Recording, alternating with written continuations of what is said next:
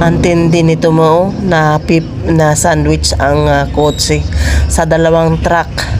Siguro ito nasa unahan, nagpreno, nasa gitna ang kotse, nasa dulo naman ang isang malaking truck. Kaya na-sandwich siya ngayon.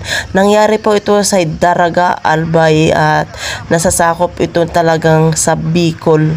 Kaya nga sa nagmamadali dyan na gustong umuwi sa inyong tahanan at makita nyo ang inyong mga anak, inyong mga pamilya, yung asawa, naku, ingat lang talaga tayo kasi tingnan lang natin dito sa social media, kaliwat kanan ang disgrasya talaga. Sobra talagang pagka-sandwich talaga ng kotse, oh.